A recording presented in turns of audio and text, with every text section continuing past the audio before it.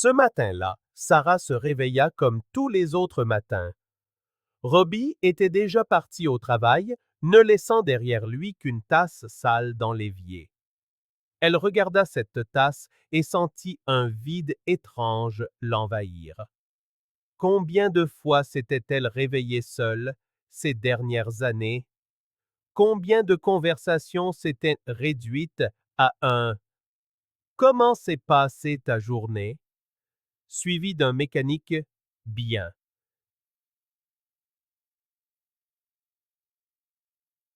Son mariage avec Robbie avait commencé plein de promesses. Ils s'étaient rencontrés à l'université, étaient tombés amoureux rapidement, s'étaient mariés jeunes. Mais 7 ans plus tard, la routine avait tout dévoré. Le sexe était programmé pour le samedi soir, toujours de la même manière, toujours au même rythme. Robbie était un homme bon, travailleur, fidèle, mais Sarah avait l'impression de n'être qu'une présence à ses côtés, vivant sa vie en pilote automatique. Quand son patron lui annonça qu'elle devrait se rendre à une conférence à Chicago, Sarah sentit une pointe d'excitation. Ce serait la première fois depuis des années qu'elle dormirait ailleurs, qu'elle aurait une routine différente. Robbie réagit à peine lorsqu'elle lui annonça la nouvelle. « Oh, cool, tu pars combien de temps ?» fut tout ce qu'il dit, avant de replonger son attention sur son téléphone. L'hôtel à Chicago était élégant. Sarah s'enregistra, monta dans sa chambre et se jeta sur le lit. Elle fixa le plafond et pensa « Est-ce que la vie se résume à ça ?» 32 ans, mariée, une carrière décente, mais ce sentiment constant de passer à côté de quelque chose d'important. Ce soir-là, après une journée de réunion ennuyeuse, Sarah descendit au bar de l'hôtel. Elle avait besoin d'un verre, de quelque chose pour briser la monotonie. Le bar était à moitié vide, une douce musique de jazz flottait dans l'air.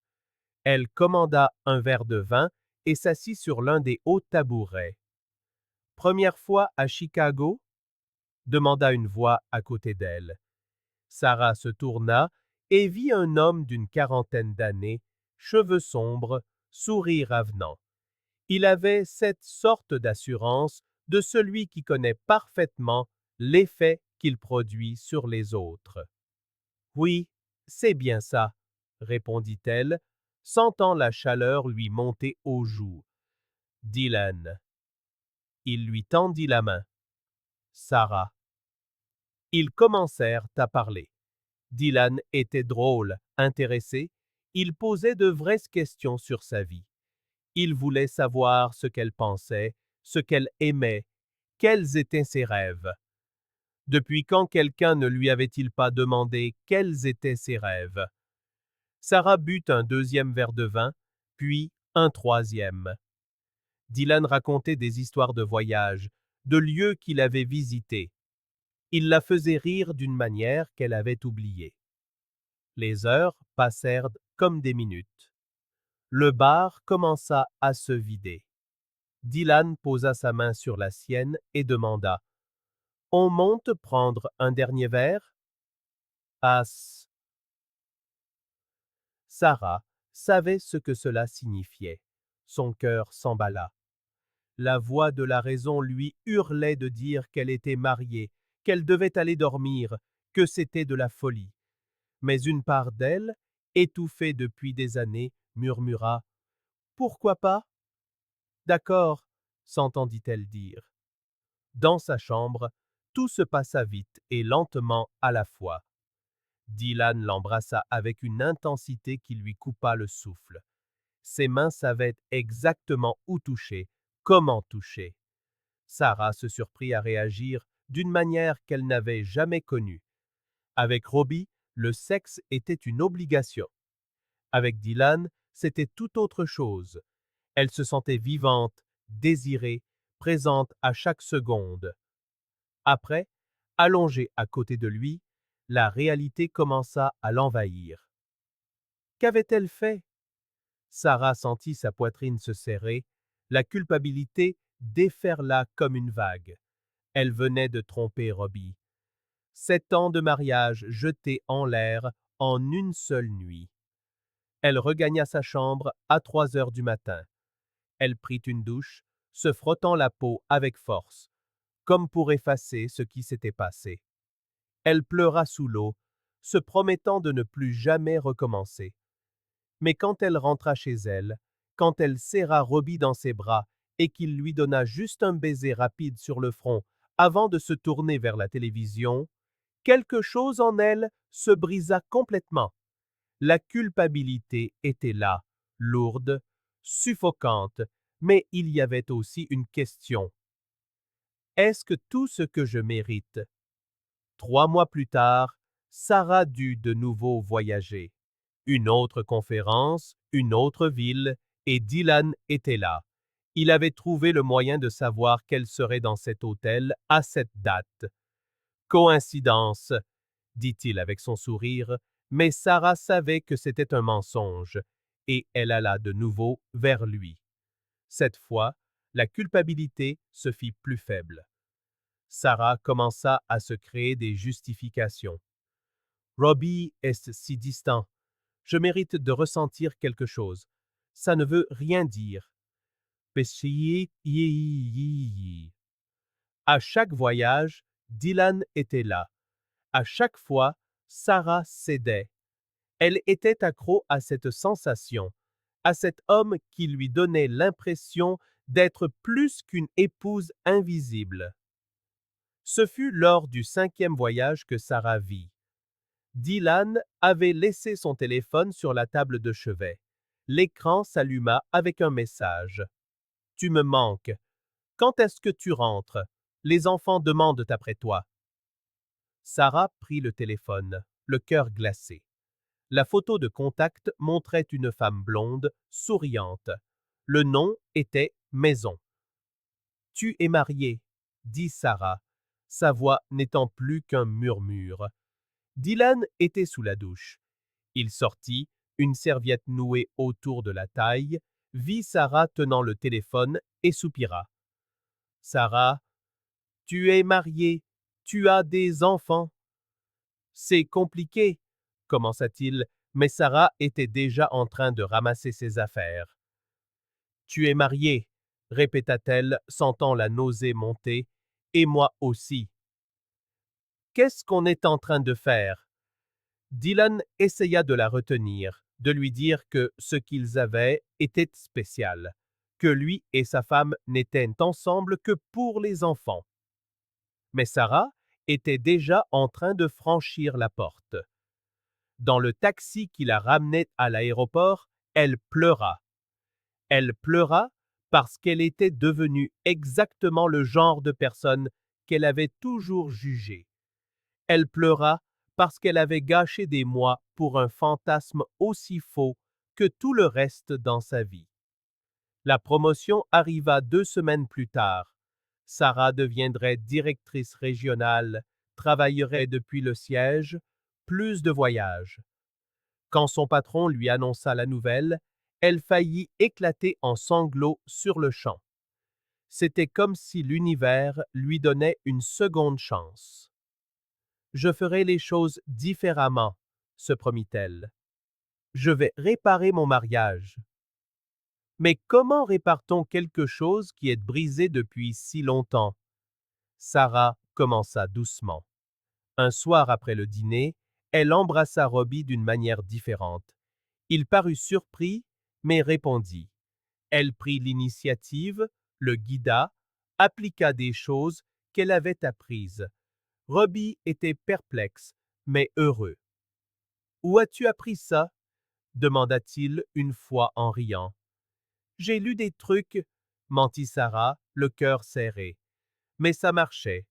Dans les semaines qui suivirent, Robbie se mit à la regarder de nouveau, à vraiment la voir. Il parlait plus, rien plus. Le mariage renaissait, et Sarah s'accrochait à ce sentiment comme une naufragée à une bouée. Ce fut Robbie qui parla d'avoir un bébé. Il dînait au restaurant quand il lui prit la main et dit: Je crois qu'il est temps pour nous d'avoir des enfants. Qu'est-ce que tu en penses? Sarah sentit ses yeux s'embuer de larmes. J'adorerais, dit-elle. Et c'était vrai. Essayer de tomber enceinte leur apporta une intimité qu'ils n'avaient jamais eue. Chaque rencontre avait un but, mais aussi une connexion. Sarah sentait qu'elle avait enfin laissé Dylan derrière elle, qu'elle avait retrouvé le chemin de sa vraie vie, jusqu'à ce que le téléphone sonne. C'était son patron, tendu. Sarah, nous avons une crise avec le client de Seattle. J'ai besoin que vous y alliez demain. Je sais que c'est votre nouveau poste, mais c'est vous ou nous perdons le contrat. 3 jours maximum. Sarah sentit son estomac se nouer. Seattle, la ville même où elle avait vu Dylan pour la dernière fois. Vous êtes sûr que ça doit être moi? Tenta-t-elle. Absolument. Désolée, je sais que c'est à la dernière minute, dit-elle à Robbie ce soir-là. Il était déçu, mais compréhensif. C'est le travail, dit-il en l'embrassant sur le front. Ne tarde pas trop. Dans l'avion, Sarah se convainquit que tout irait bien. Dylan était probablement dans une autre ville avec une autre femme. C'était fini depuis des mois. Elle était une autre personne maintenant. Elle s'enregistra à l'hôtel, monta dans sa chambre et commença à préparer ses affaires pour la réunion du lendemain. Elle était concentrée, professionnelle. Tout irait bien jusqu'à ce qu'on frappe à la porte. Sarah ouvrit sans réfléchir et Dylan était là. « Salut, Sarah », dit-il, ce sourire aux lèvres.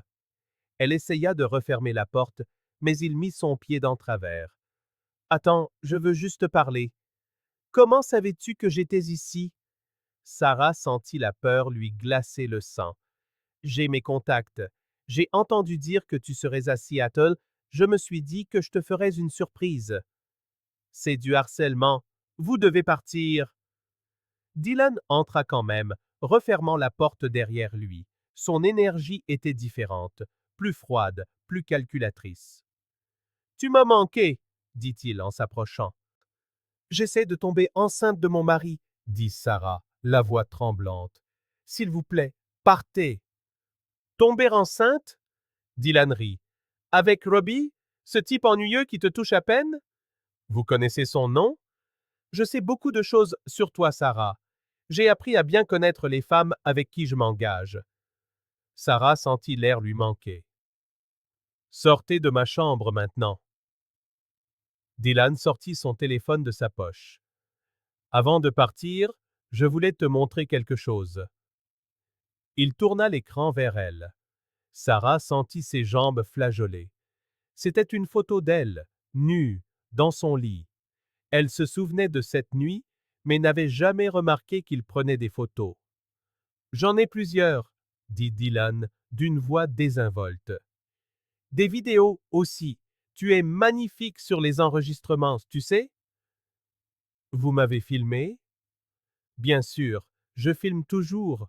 On ne sait jamais quand ça peut être utile. » Sarah s'adossa au mur. « Qu'est-ce que vous voulez? » « Une dernière rencontre, demain soir. Tu viens dans ma chambre, on passe quelques heures ensemble. Et ensuite, j'efface tout. Simple. Et si je refuse? » Dylan haussa les épaules. « Alors, Robbie recevra un email très intéressant avec des pièces jointes. Imagine sa tête en voyant la gentille épouse qu'il a à la maison en train de faire, eh bien, toutes ces choses. » Sarah sentit la pièce tourner. « C'est un crime, c'est du chantage. Prouve-le. Tu es venu dans ma chambre volontairement à chaque fois. Il n'y a rien de criminel là-dedans, juste deux adultes qui s'amusent et, eh bien, j'aime garder des souvenirs. » Il laissa un papier avec le numéro de la chambre sur la table.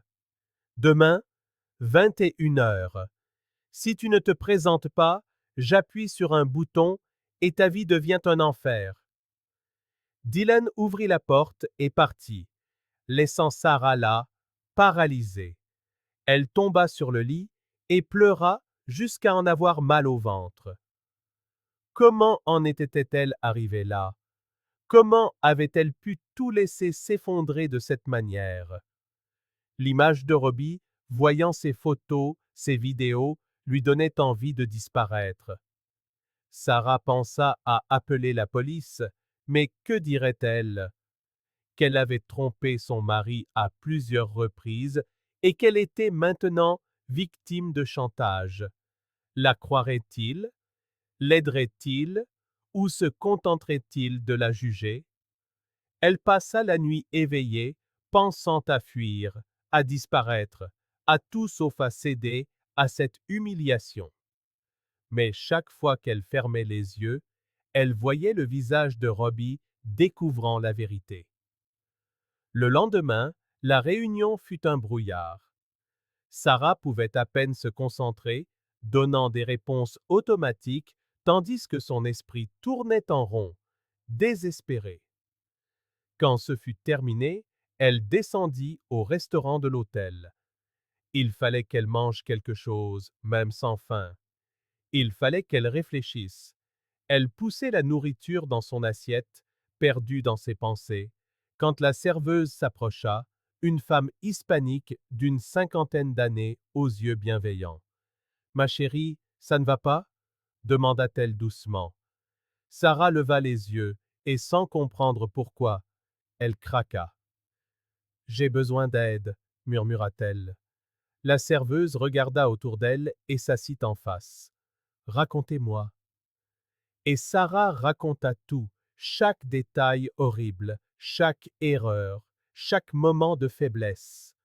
Elle parla de Robbie, de Dylan, des photos, du chantage.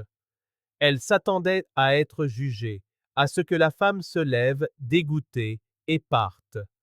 Mais la serveuse lui prit simplement la main.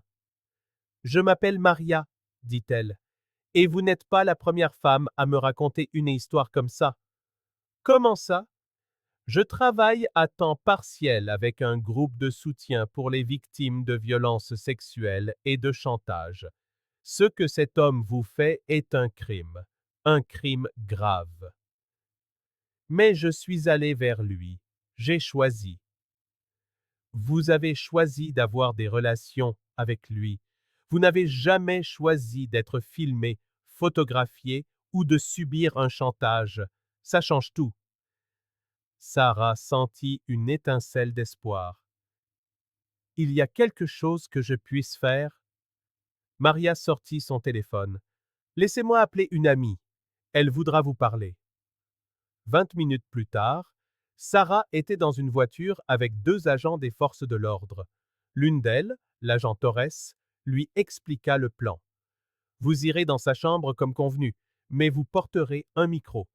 Vous allez le provoquer, lui faire répéter les menaces, admettre qu'il a les photos, qu'il vous fait chanter. Il faut que ce soit clair, sans ambiguïté. Et s'il s'en aperçoit? Demanda Sarah, la voix tremblante. Il s'attend à ce que vous ayez peur. Il interprétera votre nervosité comme de la peur de lui, comme de la soumission. Servez-vous de ça. À 21h ce soir-là, Sarah frappa à la porte de la chambre de Dylan. Le micro était fixé sous son chemisier, invisible. Son cœur battait si fort qu'elle était sûre qu'il pouvait l'entendre. Dylan ouvrit la porte avec ce sourire. « Je savais que tu viendrais. Les femmes comme toi viennent toujours. Les femmes comme moi, ennuyées, en manque, désespérées d'attention. » Il la fit entrer et referma la porte. « Robbie a de la chance de t'avoir encore, pour l'instant. » À propos des photos, commença Sarah, essayant de garder sa voix stable. « Ah oui, les photos. Et les vidéos. J'ai tout sauvegardé à 3 endroits différents. Le cloud, un disque dur externe, une clé USB qui reste dans un coffre à la banque. » Dylan se versa un verre. « Tu peux te détendre. Si tu es gentil aujourd'hui, j'effacerai tout. Promis. »« Comment savoir si vous tiendrez parole? » « Fais-moi confiance. Je suis un homme de parole. » Il rit. Enfin, plus ou moins. En fait, je pense que je vais garder une copie. On ne sait jamais quand je pourrais avoir de nouveaux besoins de toi. Sarah sentit la colère remplacer la peur. Vous faites ça avec d'autres femmes? Bien sûr. J'ai une collection assez intéressante. Les femmes mariées sont les meilleures, elles ont plus à perdre. Dylan s'approcha d'elle. Mais tu es spéciale, Sarah, l'une de mes préférées. L'une de vos préférées? Répéta Sarah. Il y en a combien? Environ 10, 12. J'ai perdu le compte. Il posa son verre. Assez parlé. Tu es venu ici pour une raison. C'est à ce moment que la porte s'ouvrit à la volée. 2 hommes et une femme entrèrent, tous portant des gilets pare-balles. Dylan devint blême. Dylan Mitchell, vous êtes accusé de chantage, d'extorsion et d'enregistrement illégal, déclara l'agent Torres, les menottes déjà à la main. C'est un coup monté, cria Dylan en reculant. Elle était consentante pour tout. Nous venons de vous enregistrer en train d'admettre avoir des photos et des vidéos d'elle sans son consentement, de la faire chanter pour avoir des relations sexuelles sous la menace, et même d'avouer l'avoir fait avec au moins 10 autres femmes, répliqua Torres. Vous avez le droit de garder le silence. Dylan regarda Sarah avec une haine pure. Salope. Une charge de plus, sourit Torres. Menace. Il fallut 1 heure pour fouiller les affaires de Dylan. Ils trouvèrent le disque dur externe. La clé USB était dans sa poche. Le mot de passe du cloud fut extrait de son téléphone. Tout était là. Des photos et des vidéos de Sarah, mais aussi de tant d'autres femmes. Des visages effrayés, des corps exposés, des moments qui auraient dû être privés, transformés en armes. Dylan s'assit sur le lit, vaincu. D'accord, d'accord, j'efface tout. Laissez-moi juste partir. Ce sera à un juge d'en décider, dit Torres. Mais si vous coopérez maintenant, si vous effacez tout devant nous et fournissez la liste complète des victimes, ça pourrait aider votre cas. Dylan regarda le plafond, puis Sarah. Tu as gâché ma vie. Vous avez gâché votre propre vie, répondit Sarah, surprise par la fermeté de sa propre voix. Cela prit 2 heures. Dylan supprima chaque fichier, chaque sauvegarde, chaque trace numérique. Il fournit des noms, des hôtels, des dates. La liste était trop longue, trop douloureuse. Sarah pensa à toutes ces femmes vivant avec la même peur qu'elle avait vécue. Quand ils eurent terminé, Torres se tourna vers Dylan. Vous avez 2 options. Coopérer pleinement, contacter chacune de ces femmes et vous excuser, participer à un programme obligatoire sur le consentement et le comportement prédateur et peut-être, je dis bien peut-être, vous éviterez la prison. Ou alors vous vous battez et je m'assurerai personnellement que chaque procureur, chaque juge, chaque personne concernée voit exactement quel genre d'homme vous êtes. Dylan se contenta de hocher la tête. Tout le charme, toute l'assurance s'étaient évaporés. Sarah quitta cette chambre comme si elle se réveillait d'un cauchemar. Maria l'attendait dans le couloir avec une étreinte et un mouchoir. Vous avez été très courageuse, dit Maria. J'ai été une idiote. Je me suis mise dans cette situation. Vous avez fait des erreurs, mais ça ne donne jamais à personne le droit de faire ce qu'il a fait. Dans l'avion du retour, Sarah regarda par le hublot et pensa à Robbie. Le secret était toujours là, lourd sur sa poitrine. Mais au moins, Dylan avait disparu de sa vie pour toujours. Au moins, ses photos, ses vidéos avaient été détruites. Quand elle arriva à la maison, Robbie la serra dans ses bras. Comment s'est passé le voyage? Difficile, dit Sarah, et c'était vrai à bien des égards qu'il ne connaîtrait jamais. Cette nuit-là, allongée à côté de son mari, Sarah fit une promesse silencieuse. Elle ferait fonctionner ce mariage. Elle serait l'épouse que Robbie méritait. Elle enterrerait Dylan et tout ce qu'il représentait si profondément que ça ne referait jamais surface. Et pendant un temps, elle crut vraiment qu'elle le pouvait. 4 années passèrent comme un film en accéléré. Sarah tomba enceinte 3 mois après ce voyage à Seattle. Ce fut une fille, qu'ils appelèrent Emma. 2 ans plus tard vint Lucas. Robbie était radieux, comblé, exactement le père que Sarah avait toujours imaginé qu'il serait.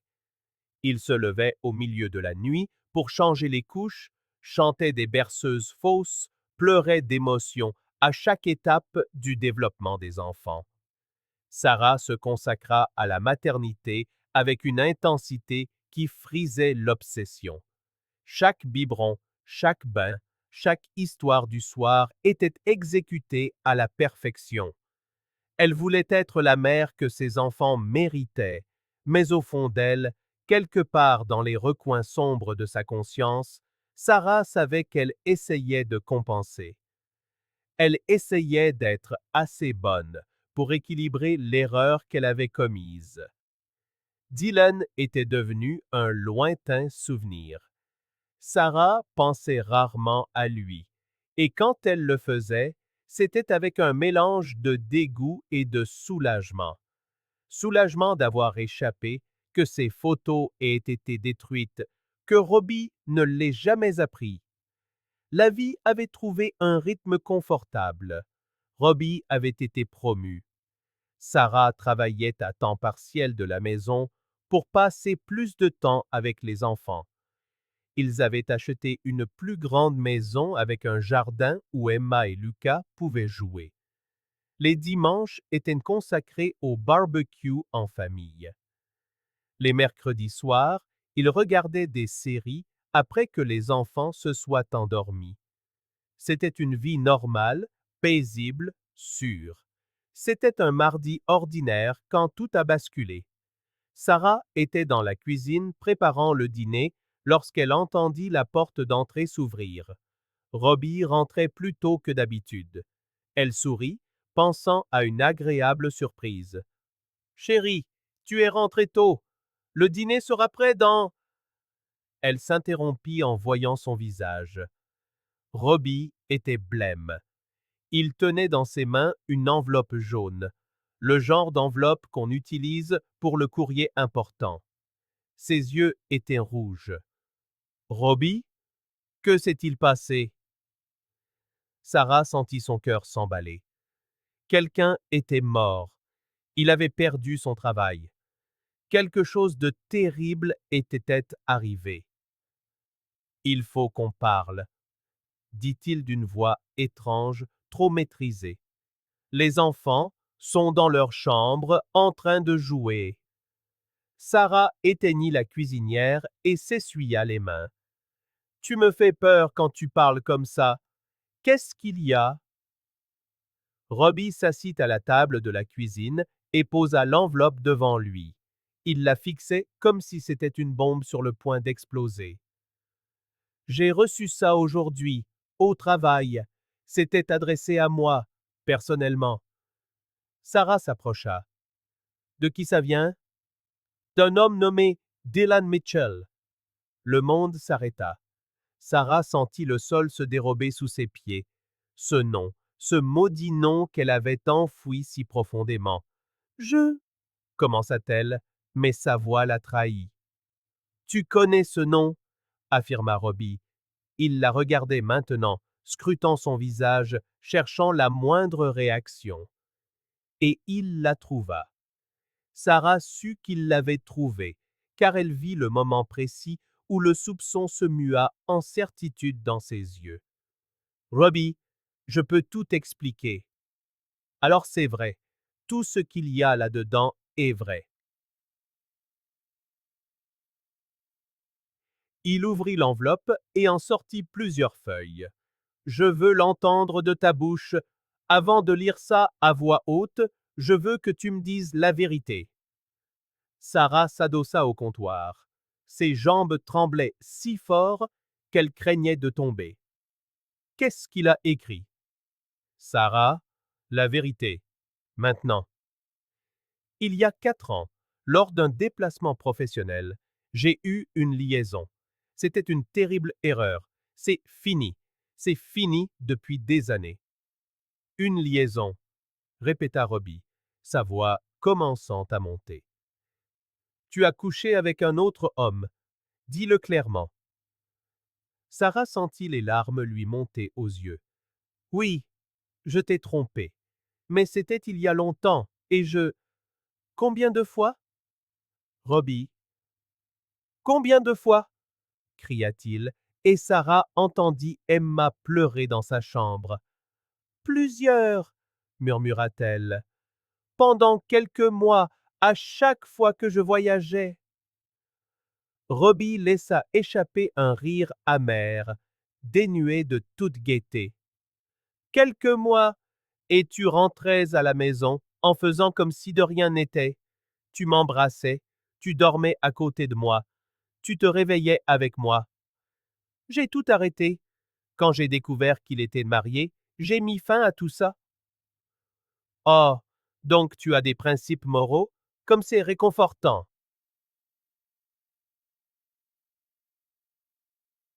Robbie commença à lire la lettre. Cher Robbie, je m'appelle Dylan Mitchell et je suis en train de mourir d'un cancer du pancréas. Les médecins me donnent 3 mois, peut-être moins. J'ai beaucoup de regrets dans ma vie, et l'un d'eux concerne votre femme. Sarah ferma les yeux. Elle entendit Emma appeler « Maman » depuis sa chambre, mais elle resta là, paralysée. Robbie poursuivit sa lecture.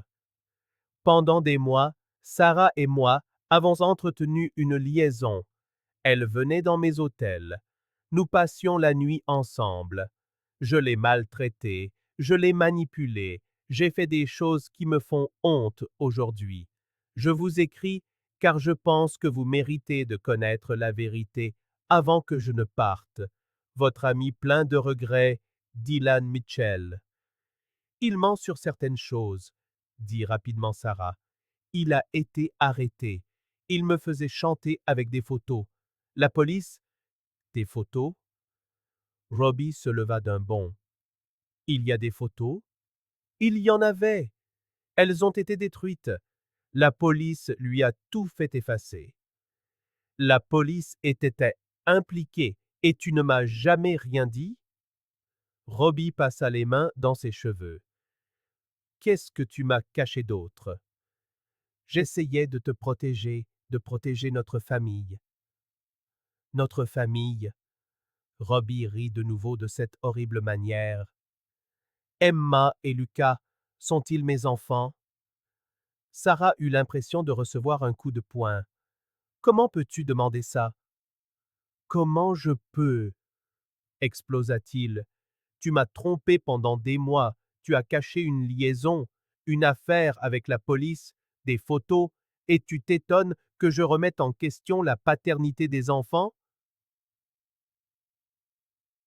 Ce sont les tiens, j'en suis absolument certaine. Absolument certaine. Sur la base de quoi? Tu couchais avec 2 hommes en même temps. Comment le sais-tu? Parce que je sais quand ils ont été conçus, parce que je contrôlais tout, parce que... Je veux un test ADN, l'interrompit Robbie. Robbie, s'il te plaît, ce n'est pas négociable. Soit tu acceptes, soit je vais devant un tribunal pour le demander de toute façon. C'est toi qui choisis. Sarah sentit les larmes couler sur son visage. D'accord, on fera le test. Emma apparut sur le seuil de la cuisine, son ours en peluche à la main. Pourquoi papa crie?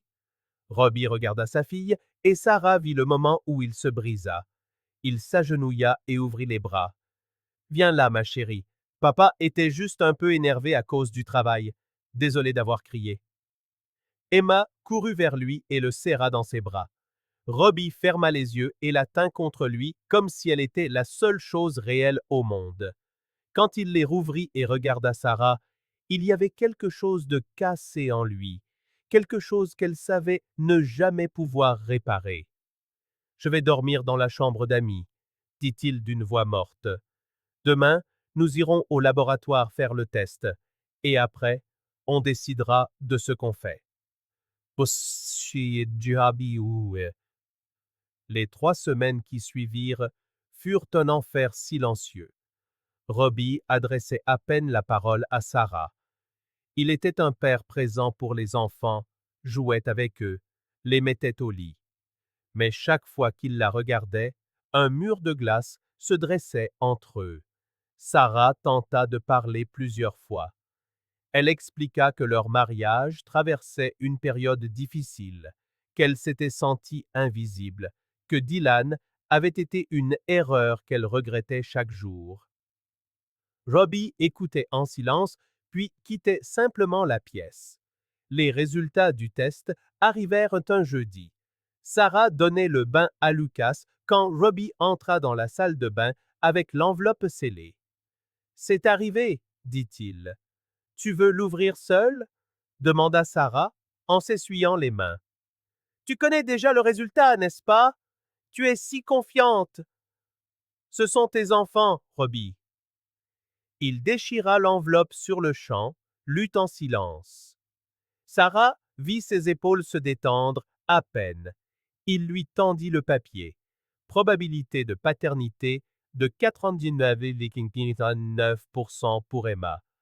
99,9% pour Lucas. Dieu merci, murmura Sarah. Oui, dit Robbie. Dieu merci. Sarah espéra que cela changerait quelque chose, que le soulagement ouvrirait une porte à la réconciliation. Mais Robbie se contenta de prendre les vêtements propres de Lucas et commença à l'habiller. Ce fut le week-end suivant qu'il demanda à parler, une fois les enfants couchés. Sarah reprit espoir. Peut-être qu'avec la confirmation de sa paternité, il pourrait reconstruire. Ils s'assirent dans le salon. Robbie tenait un carnet rempli de notes. « J'ai beaucoup réfléchi ces derniers jours, commença-t-il. J'ai consulté un avocat, un thérapeute et même un prêtre, bien que je sois agnostique. Je voulais différentes perspectives. Robbie, je veux sauver notre mariage, dit Sarah. Je ferai n'importe quoi. Je le sais, mais j'ai besoin de parler et tu as besoin d'écouter, d'accord? Sarah hocha la tête. Quand j'ai reçu cette lettre, ma première pensée a été que c'était un mensonge, un fou qui essayait de semer le trouble. Mais j'ai vu ton visage quand j'ai prononcé son nom, et à cette seconde, 4 ans de confiance ont été anéantis. Je suis tellement désolé. Laisse-moi finir, s'il te plaît. Robbie prit une grande inspiration. Je n'arrêtais pas de penser à toutes les fois où tu es rentré de voyage. Tu m'embrassais, tu disais que je t'avais manqué. On faisait l'amour. Tu me regardais dans les yeux et tu mentais. 4 mois. J'ai tout arrêté avant de tomber enceinte, avant qu'on décide d'avoir des enfants. Tu crois que ça arrange les choses? Que tu es arrêté avant de tomber enceinte, alors tout est pardonné? Robbie secoua la tête. Sarah, tu as couché avec un autre homme, puis tu es rentrée à la maison pour coucher avec moi. Combien de fois? 10? 20? Sarah baissa les yeux. Et le pire, continua-t-il, la voix brisée, c'est que je me souviens avoir pensé que notre mariage s'améliorait, que tu étais plus présente, plus affectueuse, plus tout. J'essayais de réparer les choses. D'étouffer les choses, corrigea Robbie. Tu as eu 1000 occasions de me le dire. Avant de tomber enceinte, pendant les grossesses, à la naissance d'Emma, à la naissance de Lucas. 4 ans d'occasion, et tu as choisi de mentir à chacune d'entre elles. Parce que j'avais peur de te perdre, de perdre notre famille. Alors tu as préféré construire une famille sur des mensonges. Il s'essuya les yeux. Le thérapeute m'a dit que l'infidélité pouvait être surmontée, que des couples traversent ça et survivent. Mais il y a des conditions, une transparence totale, un remords sincère, une volonté de reconstruire. J'ai tout ça, dit Sarah vivement. Je sais, je le vois, mais voilà le problème, Sarah. Je te regarde et je vois la personne qui m'a trahi. Je te regarde et je me souviens que chaque baiser après tes voyages avait le goût du mensonge. Je te regarde et je me demande ce que tu as caché d'autre, ce que tu cacheras d'autre. Je ne te cacherai plus jamais rien. Tu as dit ça aussi quand on s'est marié, au moment des alliances, des promesses. Et regarde où on en est. Robbie respira d'une manière saccadée. J'ai essayé, Sarah. J'ai passé 3 semaines à essayer de me convaincre que je pouvais surmonter ça. Mais chaque fois que tu me touches, je me fige. Chaque fois que je te regarde dans les yeux, je te vois sortir d'une chambre d'hôtel avec lui.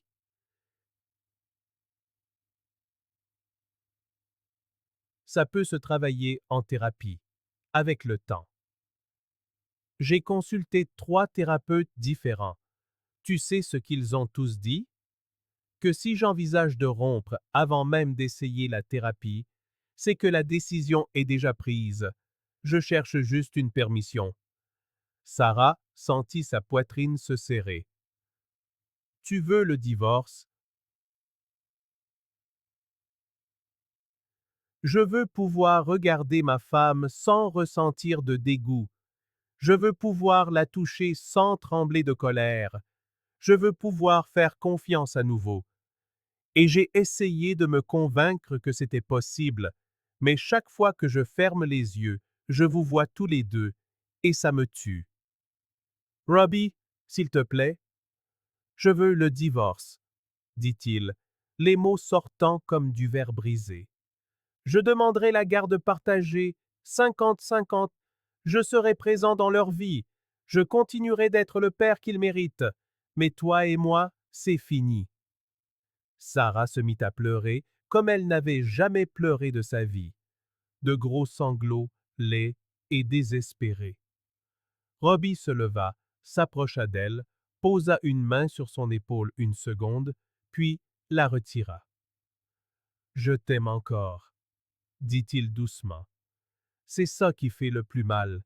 J'aime celle que je croyais que tu étais. Mais la vraie femme, celle qui m'a trahi et m'a menti, je dois apprendre à l'oublier.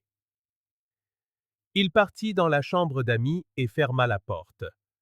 Le lendemain, Robbie parla aux enfants. Sarah écoutait depuis la cuisine, le cœur en miettes. Papa et maman vont vivre dans des maisons séparées, expliqua-t-il avec une patience qui donnait à Sarah envie de hurler. Mais vous nous verrez tous les deux tout le temps. Rien ne changera dans l'amour qu'on a pour vous. Vous vous êtes disputés? Demanda Emma, inquiète. Parfois, les adultes réalisent qu'ils sont plus heureux dans des maisons différentes. Mais on reste une famille, juste une famille différente. Lucas était trop petit pour tout comprendre, mais Emma, à 4 ans, était vive. C'est la faute de maman? Sarah sentit un poignard dans sa poitrine. Ça ne marche pas comme ça, ma chérie. Parfois, les choses arrivent, c'est tout. Mais Emma avait déjà décidé. Pendant les mois qui suivirent, elle fut distante avec Sarah. Elle se réveillait en pleurant, réclamant son père. Elle refusait la nourriture que Sarah préparait. C'était comme si elle savait, d'instinct, que sa mère avait brisé la famille. La procédure de divorce dura 8 mois. 8 mois d'avocats, de paperasse, de partage des biens. Robbie fut juste, et même généreux. Il aurait pu tout compliquer, mais il choisit la voie la plus simple pour le bien des enfants. Sarah continua de travailler, se consacrant à sa carrière avec une nouvelle férocité. Elle fut promue 2 fois en 1 an. Elle acquit une réputation de personne fiable, éthique, dévouée. Au bureau, les gens la voyaient comme un exemple. S'ils avaient su. Les semaines avec les enfants étaient à la fois une bénédiction et une malédiction. Sarah les aimait plus que sa propre vie, mais chaque fois qu'elle les ramenait chez Robbie, elle sentait le poids de ce qu'elle avait perdu. 1 an après le divorce, Robbie avait trouvé une nouvelle compagne, une enseignante nommée Jessica, douce et patiente. Emma l'adorait. Cela faisait plus mal que Sarah ne l'admettrait jamais. 3 ans après le divorce, Sarah reçut un appel d'un numéro inconnu. C'était une femme qui se présenta comme une infirmière d'un hôpital de New York. Est-ce que je parle bien à Sarah Chen? Oui. Monsieur Dylan Mitchell est en soins palliatifs ici. Il nous a demandé de contacter quelques personnes. Votre nom était sur la liste. Sarah sentit son estomac se nouer. Pourquoi veut-il me parler? Il fait amende honorable avant de partir. Il ne lui reste que quelques jours. Dites-lui que j'espère qu'il a fait la paix avec Dieu, parce que moi, je ne lui pardonnerai jamais. Sarah raccrocha. Elle bloqua le numéro. 3 jours plus tard, elle vit sa nécrologie en ligne. Dylan Mitchell, 47 ans, décédé d'un cancer du pancréas. Il laissait derrière lui sa femme et ses 3 enfants. Sarah regarda la photo. Dylan souriant, sa femme à ses côtés, les enfants autour. Une famille qu'il avait détruite par ses actes, tout comme il avait détruit la sienne. Elle referma l'ordinateur et réalisa une chose étrange. Elle s'attendait à ressentir de la colère, de la satisfaction ou de la tristesse, mais elle ne sentait que le vide.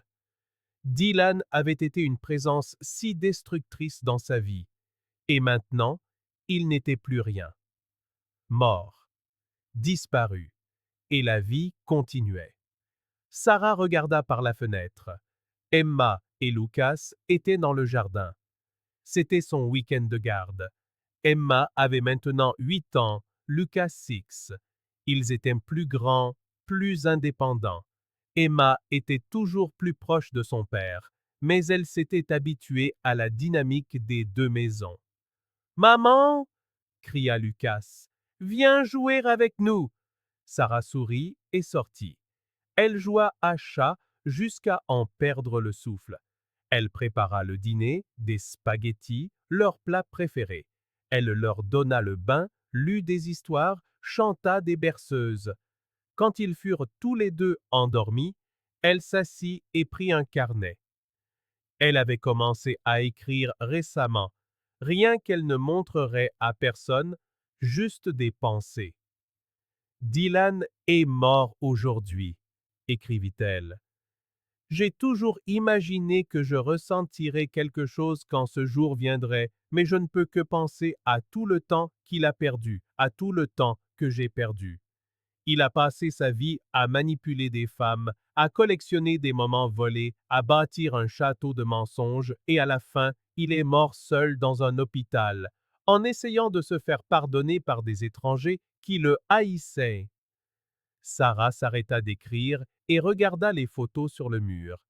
Emma et Lucas en train de rire. Elle et Robbie figuraient encore sur certaines, datant d'avant le divorce.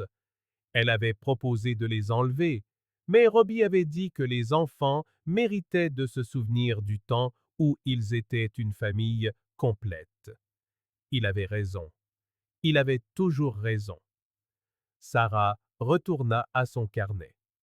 J'ai perdu mon mariage, perdu la confiance de l'homme que j'aimais, perdu la chance pour mes enfants de grandir dans un foyer avec leurs 2 parents. Et pourquoi? Pour quelques moments de plaisir, pour me sentir désirée. Ce que j'avais avec Dylan n'a jamais été réel. C'était un fantasme, une fuite, une faiblesse. Elle ferma les yeux et pensa à tous les choix qu'elle avait faits. Accepter ce premier verre, monter dans sa chambre, y retourner, toujours y retourner, mentir à Robbie, construire une famille sur des fondations fissurées. Mais j'ai aussi appris, continua-t-elle d'écrire. J'ai appris que la loyauté compte, qu'on peut blesser les gens qu'on aime de manière irréparable, que certains choix résonnent toute une vie. J'ai appris que le regret est réel, il est physique, c'est quelque chose qu'on porte dans ses os. Sarah pensa à Robbie avec Jessica. Ils allaient se marier dans quelques mois. Emma serait la demoiselle d'honneur, Lucas le porteur d'alliance. Sarah avait été invitée, car Robbie était comme ça, généreux jusqu'au bout. Elle avait poliment décliné, prétextant que ce serait étrange pour les enfants, mais la vérité était qu'elle ne pouvait pas y assister. « J'ai échoué en tant qu'épouse », écrivit-elle. Cette vérité me suivra pour toujours. Mais je peux choisir d'être une meilleure mère. Je peux être présente, honnête, dévouée. Je peux enseigner à mes enfants la responsabilité, les conséquences, l'importance de faire le bon choix même quand c'est difficile. Je peux être un exemple, non pas de perfection, mais de la manière de se relever après être tombée. Elle regarda le plafond. Elle imagina Dylan sur son lit de mort, cherchant à se racheter. Elle imagina toutes ces femmes qu'il avait utilisées, toutes les familles qu'il avait contribué à détruire, cette chaîne de douleur qu'il avait laissée derrière lui. Dylan est mort aujourd'hui, écrivit Sarah une dernière fois, et la seule chose que je ressens est le soulagement que mon histoire avec lui soit vraiment terminée. Il a eu un pouvoir sur moi pendant si longtemps, d'abord comme amant, puis comme maître chanteur, puis comme la bombe qui a détruit mon mariage. Mais maintenant, il n'est plus qu'un souvenir, une leçon, un avertissement de ce qui arrive quand on laisse la faiblesse guider ses choix. Sarah ferma le carnet. Elle alla voir les enfants une dernière fois, tous deux profondément endormis. Elle fit la vaisselle, prépara les boîtes à lunch pour le lendemain, plia le linge propre, accomplit toutes ces petites tâches qui constituaient sa vie désormais.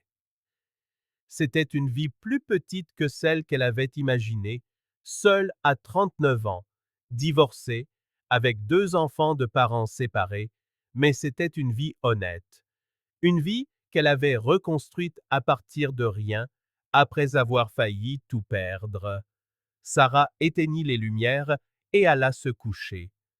Elle resta allongée, les yeux fixés sur le plafond vide. Elle se souvint du temps où elle partageait ce lit avec Robbie, quand elle se réveillait le matin et qu'il était là, quand la vie semblait simple et sûre. Elle avait tout jeté par-dessus bord. Pourquoi? Pour le frisson? Pour la nouveauté? Parce qu'elle s'ennuyait? La raison semblait si futile maintenant, si insignifiante par rapport à ce qu'elle avait perdu. Mais de cette douleur, de cette perte, était née une chose inattendue, une clarté, la compréhension que chaque acte a un poids, que chaque choix a des conséquences. Sarah avait appris de la manière la plus dure ce que signifiait la loyauté, le regret, la responsabilité. Elle ne pourrait jamais remonter le temps et effacer ses erreurs. Elle ne pourrait jamais reconstruire ce qu'elle avait avec Robbie. Elle ne pourrait jamais donner à ses enfants la famille intacte qu'ils méritaient. Mais elle pouvait se réveiller chaque jour et choisir d'être meilleure. Elle pouvait être la mère présente dont Emma et Lucas avaient besoin. Elle pouvait être la professionnelle éthique que ses collègues admiraient. Elle pouvait être cette femme qui se regardait dans le miroir et reconnaissait ses failles sans être détruite par elles. Dylan était mort en tentant de se racheter. Mais la paix était un chemin que chacun devait trouver au plus profond de soi, et Sarah, elle, s'y efforçait. Chaque jour, elle s'y efforçait. Elle ferma les yeux et se laissa emporter par le sommeil. Demain serait un autre jour. Emma avait une présentation à l'école. Lucas, son match de foot. La vie continuait, avec son cortège de petites joies et de grandes peines, de triomphes et d'échecs. Et Sarah serait là, pour chacun de ces instants. Car s'il y avait une chose qu'elle avait apprise de tout ce qu'elle avait traversé, c'était qu'être présente, pleinement présente, sincèrement présente, était la seule forme de rédemption qui comptait véritablement. Merci d'avoir regardé cette vidéo. Si elle vous a plu, n'oubliez pas de vous abonner à la chaîne et d'activer les notifications pour ne manquer aucune nouveauté. À la prochaine!